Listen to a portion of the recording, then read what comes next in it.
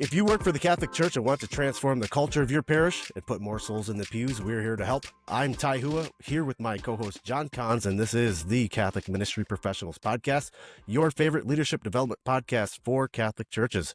Each week, you can expect engaging discussions, expert interviews, and actionable advice to help you move Jesus' mission forward in your parish.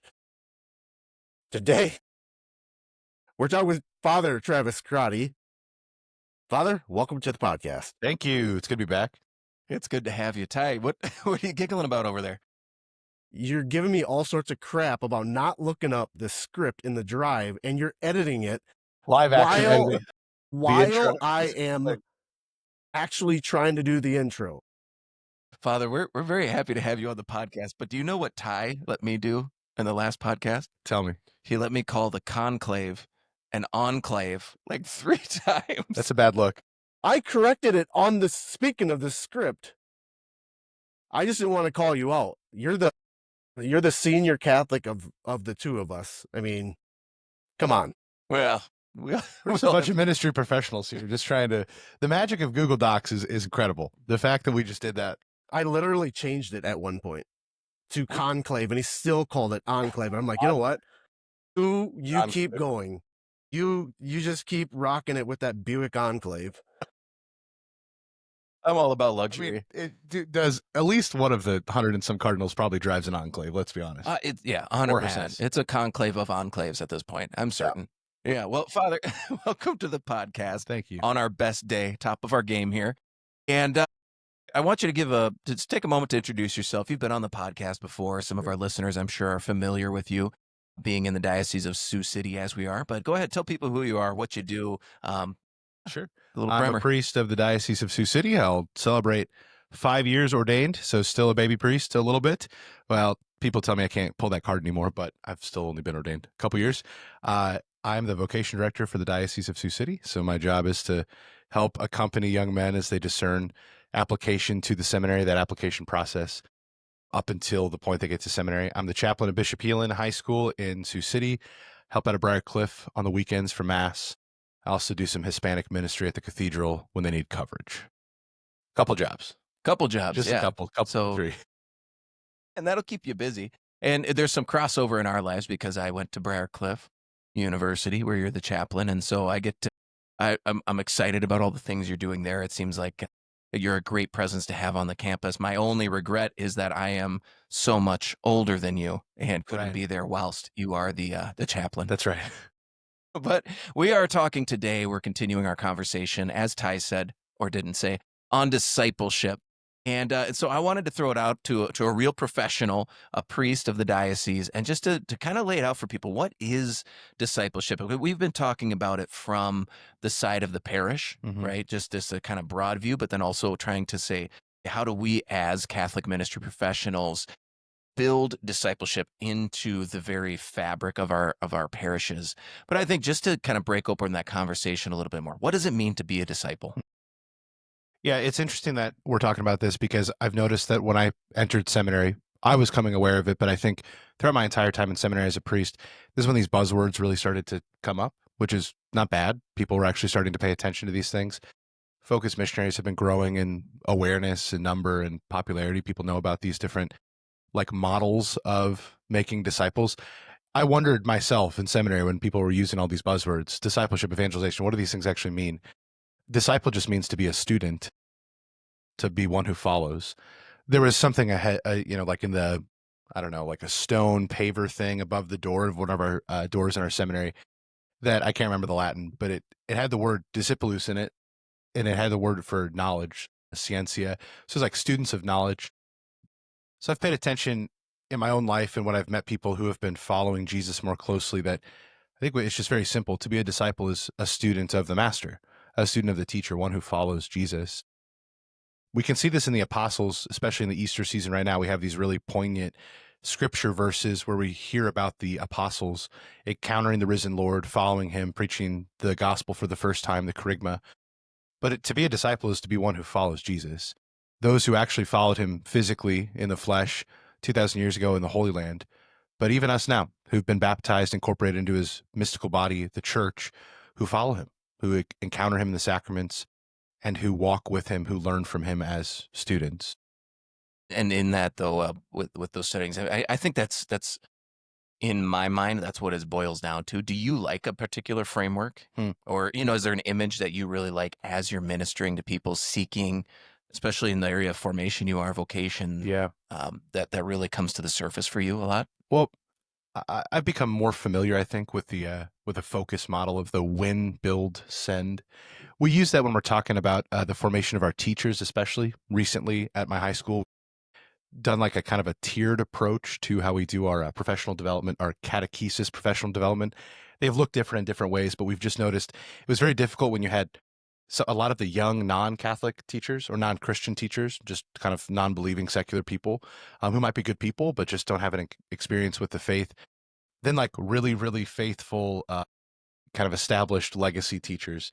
But then there was the folks in the middle that was the hardest, or it's people who go to mass, but maybe don't want something more. And it obviously corresponds to what we see in the pews or in a town within a parish, people who don't come, people who are kind of in the pews, but that might not be all the way in yet in their walk of discipleship with God. And then people who are really committed. How do we talk to all of those people? How do we approach all of those people? So that win, build, send, that there are those who need to be won over to the attractiveness of the faith.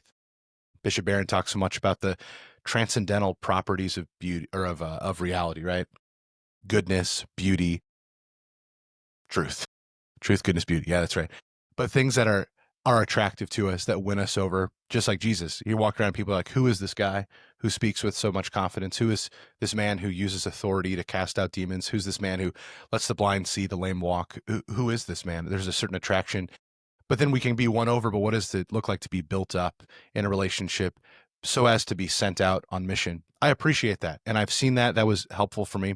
Something shifted for me, though, as I've worked with young people long enough to realize that people don't just like fit into like boxes very well. It's nice for us to talk about that because we speak in categories and it's helpful for us to put things in boxes so as to understand things. But I've been following a movement in the church for a few years now, Communion and Liberation, started by Father Giussani in the 50s in Italy. He was an educator himself, and what I've just been really drawn to in his writings, in his teachings, in the way this movement lives in the life of the church, is that discipleship outside of any model is just relationship. And we experience relationships all the time. So helpful analogies of how we're living friendship with one another, how we're living in relationship of husband and wife or mother and child or whatever it might look like in our actual lived experience is more true to how a lived experience of relationship with Jesus Christ and his church is, because we're human beings living our lives and God shows himself, gives himself according to our mode of receiving.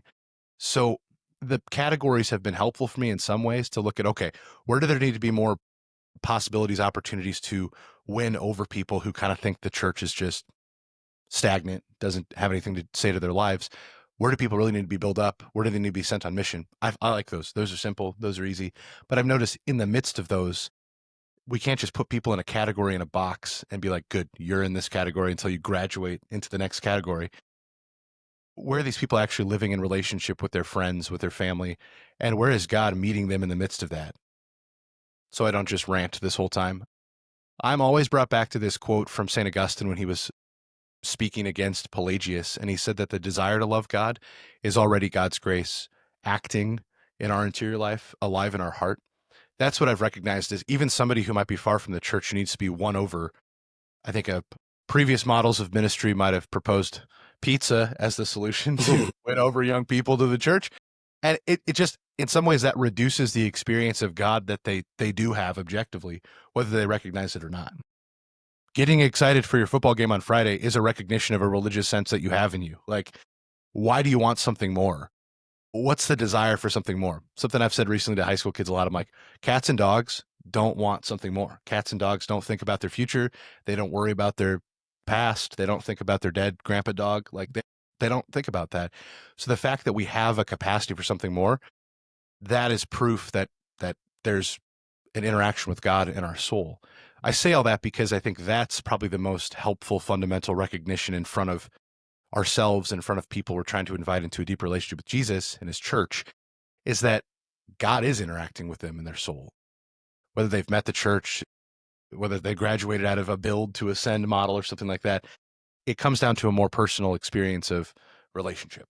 Yeah, that's a good point. Father, first off, thank you for your 5 years of ministry, your priesthood. Within the Diocese of Sioux City, speaking of discipleship, how should it look from the perspective of a parent? Because I think when you said buzzword, discipleship has become a buzzword. Like, we talk about it, it sounds cool, but when we get down to the root of it, we're not actually doing anything. And we're hoping more than we're actually acting upon what we should be doing. So from a parent's perspective, how should that discipleship look like? How would you start that from the birth of the child, growing and cultivating that relationship with them and Jesus as they get older? Yeah. That's a really helpful question. When I was in seminary and I got really excited about this kind of parish renewal stuff, especially when I was toward the end of my time in seminary before COVID kicked, I'm coming out of seminary with all these ideas, and then COVID happens and we have to totally rewrite the script. I was really pumped about these different programs that would, like, I don't know, make like a small group out of the parish staff that would really focus on conversion of the staff, that would then kind of these different rings of outreach to the community. And that was super exciting to me. And while I've grown in my time when I was in seminary in a love for our liturgical tradition, the sacramental life, I definitely had put more emphasis in the past on, like, yeah, whatever's happened in the church on Sundays, that's kind of a given, but the real work needs to happen, I don't know, with all these different programs or youth groups or small groups or whatever. There's been a shift in me, I think. And I think this is a helpful question that goes back to, well, how do we actually raise our family in the faith? How do we evangelize? Having friends now, most of my friends in college and in seminary are priests now, praise God. But I've had more close friends have children and start to build and raise their families. Come to know guys like you, who are trying to live this life. I don't think we can underestimate what the church has done for 2,000 years, in that the sacramental life of the church and then the devotional life of the church that builds on that, that is the heart of what it means to be a disciple. That's not something on the side. I talk all the time with high school kids that the faith can't just be sprinkles like on the side in our lives. But I think for Catholics, like the sacramental experience in the liturgy and the devotions that hang around that, that's not just secondary. We're not just kind of run-of-the-mill Protestants who happen to have like Gothic churches and like these kind of outdated, antiquated, like liturgical rites. So the fact that we enter the church as babies at baptism, if you're raising your family as a faithful Christian, as a Catholic, that they enter the church in this mystical way, in this very simple rite, but objectively receive God's grace, the love of God poured into their hearts, and then are welcomed into the family of God. And then their experience of that is the domestic church in the home, right? And then weekly Sunday Mass. And this is my desire, that Sunday Masses wouldn't just be like kind of a lame thing, but the most exciting part of the week. Beautiful churches like we have in our diocese, which is so good, with the smells and the bells, with charismatic preaching, with devotions that kind of build up the life of the church, things happening at the church building, things happening in the liturgical seasons. All of that builds up a life of discipleship, to realize that, this isn't just like a thing on the side, like a gym membership, or this isn't just like a, I don't know, like a club that I'm involved in. This is everything. How can we educate children in recognizing that Christ is the life of my life? There's no way to do that without just living the experience of that. And that the people that I go see at church aren't just people that I see in that church building, but that as I grow up as a child, it's the extended family that I see at church, and then I also see around my biological extended family, but then my parents' friends, the people who are around who are also living this life. I didn't always have that. I had that with the extended family growing up, that it was just very normal that we spent a lot of time together as a family. And I look back and that was really helpful for me. I look back too, and the fact that I served Mass almost every weekend of my childhood, because there's only 2 server spots and there's only like 2 families with kids in my tiny little town. But I told my priest buddy the other day, and he goes, I don't think I knew that. And I said, oh yeah, I was serving Mass like every single week, serving funerals and stuff, just being close to the life of the liturgy, the life of the church. That can't be underestimated, how important it is to live a sacramental life, to live a liturgical life. Chris Karstens, who's the liturgist for the Diocese of La Crosse, Wisconsin, used to have a podcast, and he writes for Adoremus Bulletin, and he's in charge of a grad school in liturgy. And he talks so much about that. Like, the domestic church is a formation to experience more fully what's actually happening in the liturgy in the life of the church. So from like womb to tomb, we have this liturgical and sacramental life That's the foundation, the source and summit of our Christian life, the Eucharist, as the Catechism says. Then everything else flows from that and builds on that. So whatever it is, like Bible studies that actually help unpack the readings from the previous week or that are leading up to it, moments of adoration that are pointing back to the Eucharist, moments of more frequent confession throughout our lives. That's the stuff that actually builds us up, because our relationship with God, especially as Catholics, is not just this thing in our head. It's not just notional. It's lived and experienced in the flesh. That I receive the Eucharist, that I experience holy water being flung on my head, that I smell incense, that I hear bells, that I see a beautiful church. All of that stuff, living that actually gives like a credible witness to what's being preached. It just seems like we've been doing that for 2,000 years. We should keep that up. Something that you said there. First of all, this last with the Easter season, Father Klein was going around doing the sprinkling right on Easter Sunday, and I think, in light of what you're saying, right, the reality of the domestic church, the need for relationship as the foundation of discipleship, one of the most important things that I can do catechetically or otherwise to disciple my kids is to point things out to them, to do my best to make sure they notice. So one of the things that I try to do every once in a while is look around if they're getting distracted. What's the most beautiful thing in our church? That. The other one, I think this is probably like someday when my kids are telling their witness, I think one of the things that my hope is they'll point back to is every time they ring the bells in church, I try to point up to the altar, and especially at the elevation, they ring the bells and I say, that's Jesus, right? That little catechetical moment. I think that someday they'll look back and they'll go, oh, Dad always said that. There was always this moment of that. But then on this Easter Sunday, there's something new. They're sprinkling the water. And I pulled my son out into the aisle and I pointed at him as Father was coming by, and he just got a full dose of the water. And he goes, what was that? When I was here in Lamar's, I had a kid at my Spanish Mass. His dad would play guitar and sing often. So then he'd be down with his mom in the pews, and he was just an absolute turd of a kid. Like he'd be like throwing a huge tantrum up top, but then especially in the Easter season, we'd have this little game where he'd like hide behind his mom, but he wanted to get nailed by the holy water. But he'd hide, and I'd kind of like, when I'd come on the backside and I'd just nail him in the back of the head with a quick, not with the actual aspergillium, but just with the holy water. Everybody needs to know this, is just Catholics who are listening. The appropriate, normal way to receive holy water in that sprinkling rite, I watched it with the monks at my college seminary. They would get a sprinkling of holy water every night from the abbot. If you just bow your head slightly, you don't just get nailed in the face with the holy water. It's just a normal way to do it. Because most people, they just stand there and they know it's coming, but it's kind of like that puff at the eye doctor that they check you for glaucoma, and you know it's coming, but you still flinch every time. It's like, if you just bow your head slightly, the water goes in your head, it doesn't hit you in the face, and you don't flinch. Also, it's okay to be joyful in that moment because we're celebrating our baptism. Most people look like they're kind of bored or upset, and then you just slam them in the face with the holy water. It's an awkward thing. That must be. I'm sure that's a Catholic Ministry Professionals exclusive tip that you're only going to get here on this podcast. Really is. Please, just bow, and it's kind of reverent. You're kind of receiving it, and also just practically, you don't get nailed in the head, in the face. Oh man, there was something that you said there that was really helpful. Pointing things out, the most beautiful thing. Yep, the most beautiful thing. Pointing things out in the church. Well, I was just thinking this. People grow up. I mean, my dad is a hardcore Denver Broncos fan. He was born in Colorado Springs. Gross. Moved back yeah, exactly. But here's my point, because you say that, right? People grow up as these wildly committed fans of a team.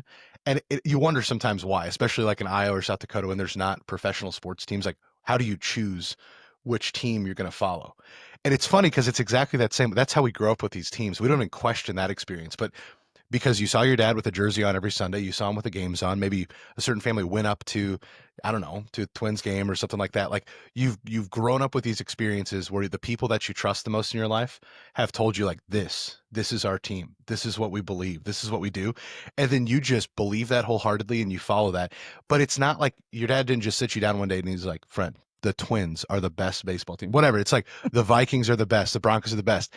He never did that. You experienced it because of the example, but then also just the life lived in that. It's our guest bedroom was the Bronco room in my house. It was just my mom painted the logo on the wall. The logo was on the bedspread. My dad had his cousin had got him a signature from Brian Greasy when he was the quarterback. It's we had the Wheaties boxes from when they won the Super Bowl. That I saw that my entire life. My house was filled with that stuff. So there was no question. I had a book about your face was in it, and it was about the Broncos beating the Raiders. So I obviously know that the Raiders are the worst team and the Broncos are the best my whole life. If that happens with sports teams, which is kind of arbitrary in our lives, how much more important that it happens with the faith? But it happens the same way. That's how we pass on anything. That's how we pass on language and interests and skills. I don't know. It's the same way. Yeah. Well, and I think these frameworks. So where this kind of comes home and comes full circle for me is so many of these frameworks, right? Even win, build, send, which I love because it's simplicity. You have the wind, and then the next step build, and then the next step send, and it feels very linear.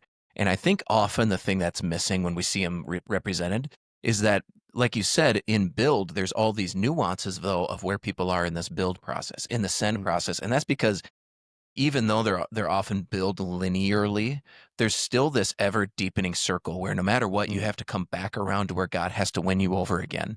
And it's to that next thing. So the classic, if somebody has a conversion, I need to go back to church. So I start getting built up. I go to a Bible study, and then they try to send me out to go and lead my own Bible study, and I have to be won over again to that idea.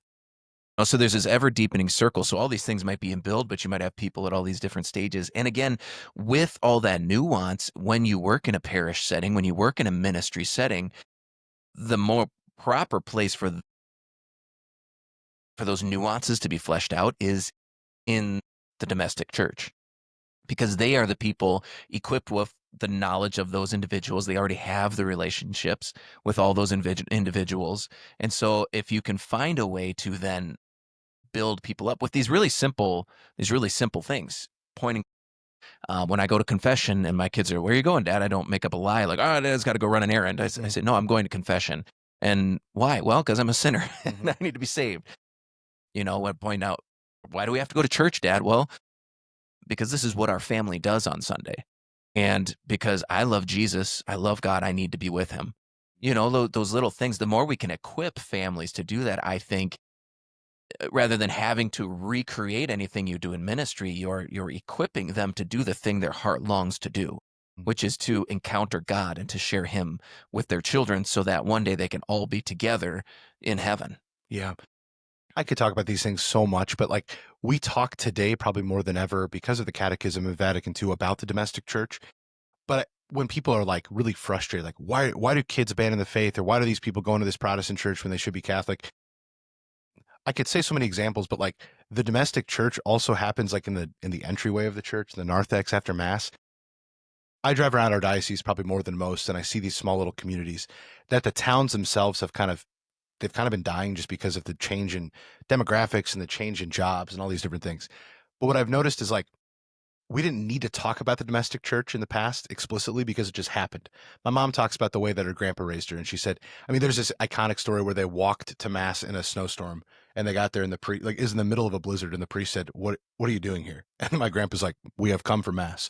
So they had Mass with just them in the sacristy. But my mom says he showed us, but he never actually explicitly told us, right? We need to have the telling, but I think the showing is what we've kind of lost for the longest time, right? So it's like, why would anybody want to stay in a parish if there's like really nobody who stays afterwards? Everybody just gets in their cars and blasts home and sits on their couch and watches TV. Like, where's the life that kind of flows out? I think people talk with a lot of fondness in the past of these different like dinners and meals and stuff. And they weren't just fundraisers. They're a way of living life together, which happens in the liturgy itself, but then flows out of that. So it's the flowing out part. It's like, can there be programs? Can there be these kind of like initiatives that take place in parish life? Yes.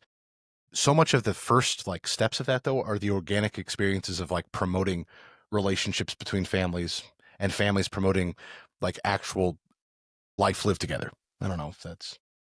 Yeah, there's we've talked probably ad nauseum about the domestic church on this podcast. One time I'd said like, there's all of these people that say, I left the Catholic Church because the church didn't teach me this, or the church doesn't do this, or whatever, right? And they're right in blaming the church, but they're just blaming the wrong church. They're blaming, the Holy Mother Church, but really they should be taking a look at the domestic church to say, hey, I wasn't taught this. I wasn't shown the lived experience of what I should believe and how to live out that faith. Had I seen that, maybe I would not have gone down the path that I'd gone. So, it's not in the script, but we do this thing called the devil's advocate, if you will. And my stance that I'm going to pose to you and see if you can answer it, or at least give your perspective, Father, is, let's say I'm a cradle Catholic that hadn't been shown how to live out the life. And I've got a young, 4 or 5-year-old or 6 or 7, even a 17-year-old. And I want to get back to that. I want to, strengthen that domestic church, but I don't know where to start. Where do I start, Father? I think the obvious thing is like we show up to the sacraments, and that might sound simplistic, but it's actually true, right? It's like we go to Mass every Sunday. We go back to the sacrament of confession because most people haven't been for a long time. But then we actually pay attention to the people. It's not that hard. I mean, because I can see this as a priest when I roll into a parish. You can tell by the devotion of how people pray at Mass and who's kind of like the main family who's involved with stuff, who's volunteering, who's kind of lingering around. You pay attention to people who are like walking the walk, who are actually living the life. And then I think in some ways just asking for help. We have to be humble in front of it too, but to realize that, okay, there's something I don't have. But then if I do see somebody who has it, right? I think the obvious thing is, where would we go I think when we're kids, what do we do when we get hurt? We go to our parents. So in prayer, we go to Mary, we go to Jesus, we go to Joseph, we go to the saints. But even in a parish, we go to the spiritual mothers and fathers that are there. I think the obvious one is the parish priest, the pastor. But we go to these people who are further along the path, somebody that we can follow, that we could look to. That's not always easy, but that's the most human thing. Our rector in seminary would often say, if it's not slow, it's not human.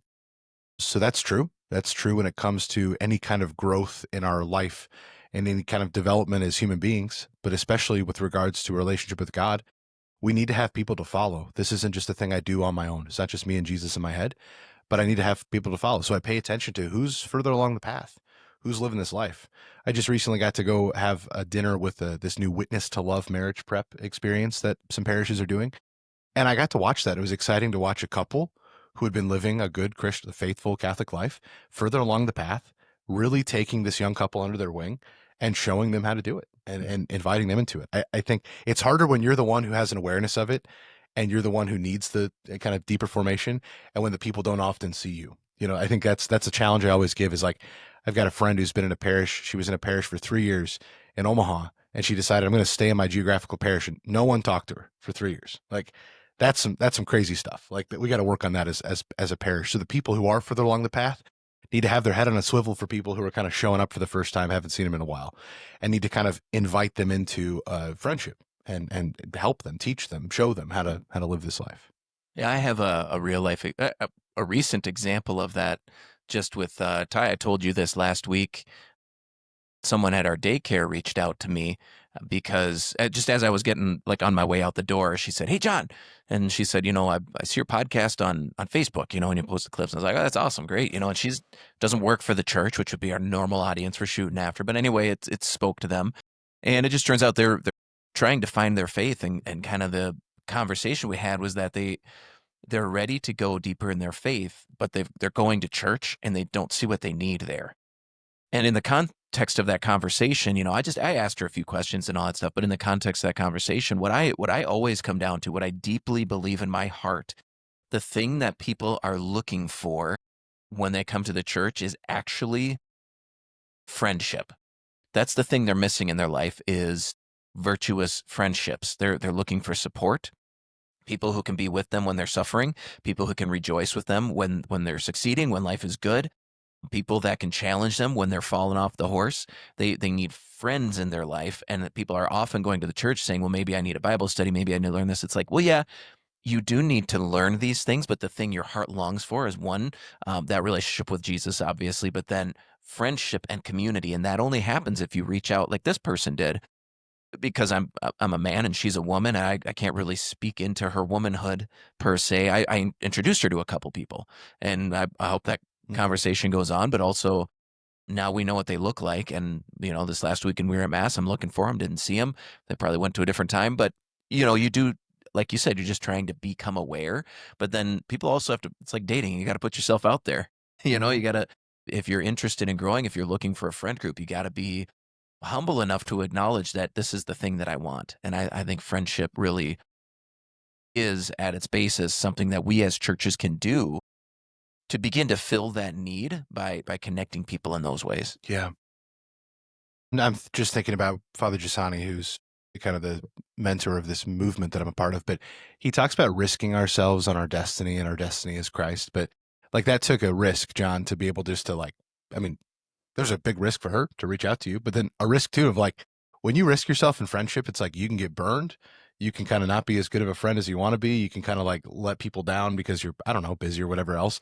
But it takes a certain risk. Like we got to risk ourselves to be a little uncomfortable to actually see like the growth. I mean, you read the Acts of the Apostles, which we're going to start reading this Easter season, and it's like kind of a little like, you know, you feel a little like condemned is probably the wrong word. You just feel like kind of bad. You're just like, these guys were like walking across like the Middle East, just like preaching the gospel to people who've never heard it before. Just like St. Paul's getting like shipwrecked and like doesn't care, and just when he lists all the things that happened to him, you're just like, man. And I kind of complain about having to do a couple masses sometimes. Like this is hard. This is a pretty bad look.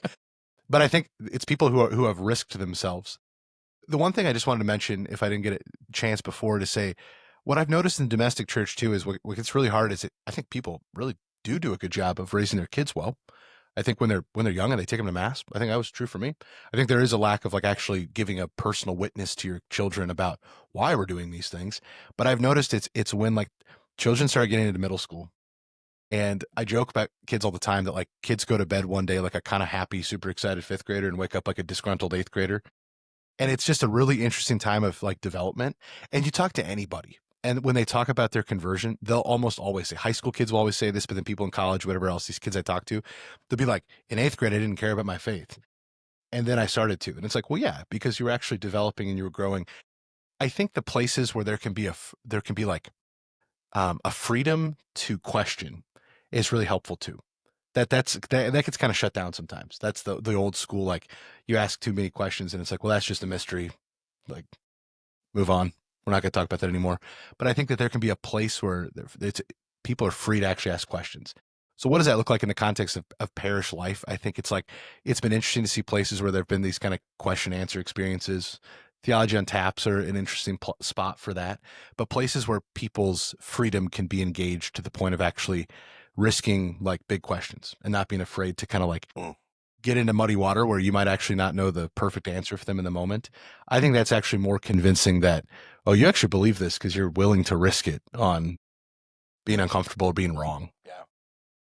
Well, Father, all good takes. We thank you for being on the podcast again. It's been a great conversation. Is there anywhere you'd like to invite our listeners to connect with you or support your ministry? Yeah, I suppose our SiouxCityPriest.org is where our seminarians are. There's kind of a little updated thing of what's happening with vocations promotion in the diocese. But I think hopefully, whenever this comes out, the week that we're recording, we'll have a new bishop in our diocese, Bishop-elect Keener. And when asked about vocations, he said it's all of our job as Christians, as Catholics, to promote vocations to the priesthood and our families within our friendships. But yeah, to point guys to those resources of vocational discernment would always be helpful for my job. So yeah, SiouxCityPriest.org is our vocations page there. All right. Well, thank you again for being on the podcast. And thank you, dear listeners, for listening to the Catholic Ministry Professionals podcast. Next week, we are expanding on this topic with 3 things that parishioners can do to become more intentional disciples, even if their parish doesn't offer what they need. And if you found this episode helpful, please take a moment to text it to a priest or a friend in ministry that could benefit with it. With that, we'll see you in the vineyard.